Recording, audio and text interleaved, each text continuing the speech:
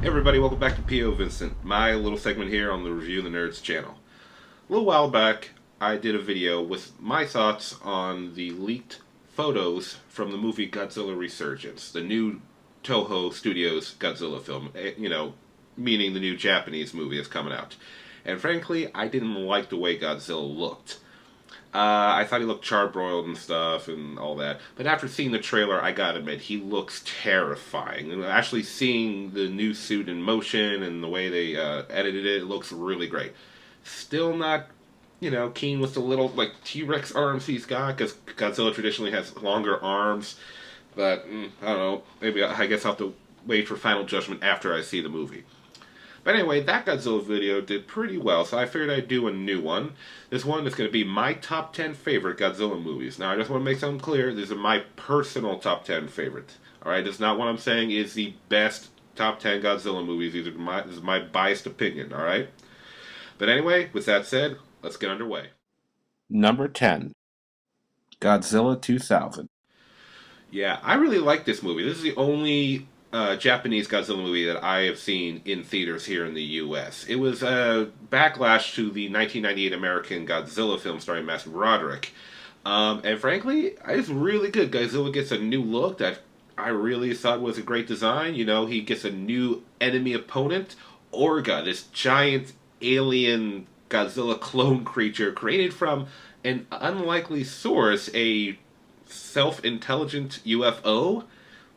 Kind of weird, but hey, it's Godzilla. What can you do? And also, you got a cool little plot with the human characters, a group of scientists that follow around and study Godzilla, and now some of them are rivals to each other. So you get a little drama, some nice little character development from the human characters. A really good start to the Millennium series. Number 9, Godzilla Final Wars. This next movie is just a ton of fun. I mean, Godzilla Final Wars. It's destroy all monsters, but with a modern day budget. It was really awesome. I mean, you got you got aliens and all this stuff going on. It's a movie that's a total tribute and homage to the older films. The aliens show up. Oh, we're gonna make everything better for you humans. It's gonna be great. And next thing you know, they're conquering us. Yeah, very reminiscent of Godzilla versus Monster Zero. And then, of course, you got the humans, you got these mutant characters that are all, doing Matrix-style attacks and stuff like that. Kind of funny in a Godzilla film, but hey, the action was cool, because usually in Godzilla films, most of the human action is rarely that good or interesting. It's mostly them shooting guns at each other or, once again, trying to take Godzilla down with tanks and missiles and whatnot. But anyway, the only criticism I would have of this entry in the film is it really doesn't show any of the more modern Godzilla monsters, like Biolante or Space Godzilla or Orga, like I was talking about from the previous movie here on the list. But it was still cool to see all these other fantastic Toho kaiju come together and get some modern updates like King Caesar, who we haven't seen since the fucking 70s, so that was great. Number 8, Mothra vs. Godzilla, aka Godzilla vs. the Thing. So this one is considered by a lot of people to be one of the best in the franchise. And, it's easy to see why. Mothra had her own film, and then Godzilla, I think about 3 up at this point. Now we're getting to see these two kaiju battle. A subplot with the humans about, trying to control nature and having money and, oh, I have money, I can do whatever I want, and stuff like that. So a little, drama there for human characters. And of course, we get to see Godzilla just go just on such a massive rampage. I mean, throughout most of the movie, he's just tearing stuff up. Like he does. Yeah.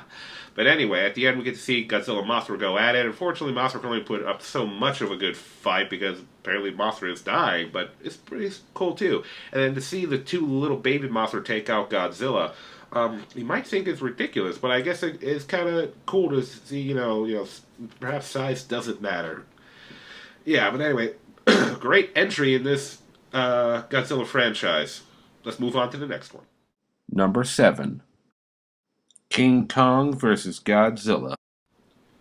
This is a huge and historical entry in the Godzilla franchise. King Kong versus Godzilla, East versus West. It's on, motherfuckers. Yeah, I mean, it's just cool when you think about it. Now, there's a few things to remember about this film. One, if you take the original Godzilla and the original King Kong and you size them up together, Godzilla would literally stomp on him. I don't even think the original King Kong is a quarter of the size of Godzilla. So they had to like quadruple his size, or maybe even more, for him to stack up with Godzilla. And in order to compete with Godzilla's nuclear fire breath, they also had to give him the ability to absorb electricity. So King Kong had basically lightning punches. Really interesting. And it's really great. They do their best to try to like recreate some of the events of King Kong. They go to the island, they meet the tribe. All the tribesmen are clearly just Japanese actors in bad face paint. Well, I guess what can you do? They had limited cast resources, I guess. And it's just a really cool brawl to see these two legendary creatures go at it. I mean, at first Anyway, it looks like King Kong's that's all I gonna got to lose say, hands guys. down. Hope The you final enjoyed the battle, video. Please subscribe to fucking our gets out channel. I'll lightning check enemy. you He guys takes next time on POVincent. takes it to Godzilla. I mean, really beats the fuck out of him. The end of the movie, there's kind of ambiguous as to who wins. Some people say King Kong won because after they drop into the ocean, he's the only one to be seen coming out and swimming away, whereas we don't see Godzilla. But then other people say that doesn't mean King Kong won. Godzilla fucking lives in the ocean half the time. He could just have stayed underwater. Legendary movie in the Godzilla franchise. If you haven't seen it, go see it. One little complaint: the King Kong costume could have been a little better, at least in the face. But anyway, on to the next one. Number 6. Ghidorah the Three-Headed Monster. This is another big entry in the franchise. I mean, Ghidorah the Three-Headed Monster. This is the first time we meet King Ghidorah, who will go on to be one of Godzilla's biggest rivals, like right up there with Mothra and Mechagodzilla. Yeah, really cool one. We get to see the return of Rodan. Godzilla and Rodan are just fighting the whole time. You know, the fairies are there with Mothra. It's all coming together.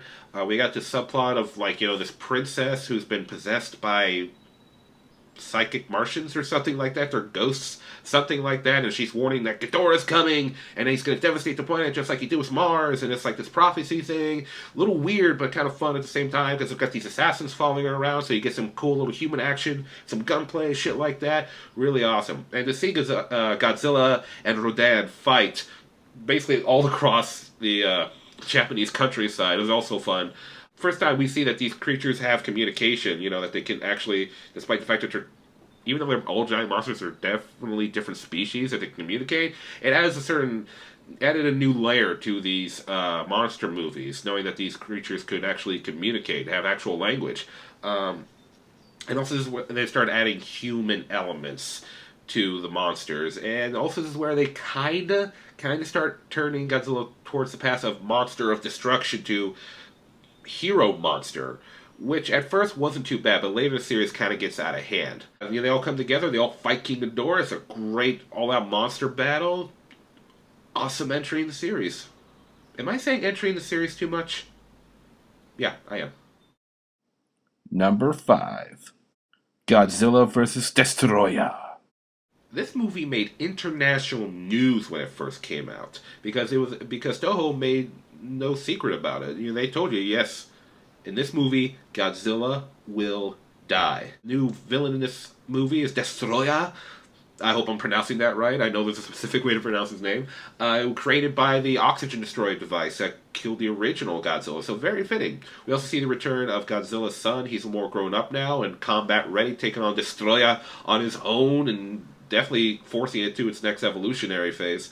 And Godzilla himself, you know, he's on the brink of nuclear meltdown. He's going to explode and take out the whole planet, maybe the whole solar system. I don't know. When I first saw that, when I was younger, I think I was in high school when I first saw that movie. I gotta admit, it was an emotional thing to see Godzilla die. You know, because even during the 90s, they kept it, he's not really a hero. They kind of, like, kept that line of he just kicks ass.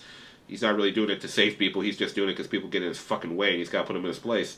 You know, he's a character that means something to me. So to see him perish and die, yeah, it really hit me hard. Something you rarely see in a Godzilla film. Those real emotional moments outside the human characters, that is. But anyway, yeah, great movie. Number 4. Godzilla vs. Mechagodzilla. What can I say, guys? I fucking love giant robots. Love them. I don't care if they're good giant robots, bad giant robots. You got a fucking giant robot. I am interested. You got me, man.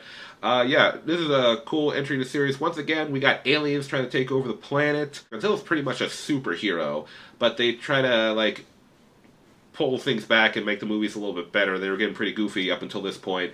Godzilla versus Mechagodzilla. You got these space apes that are coming in that are trying, they modeled their giant robot after Godzilla. And Mechagodzilla is a fucking powerhouse. He is like a small army.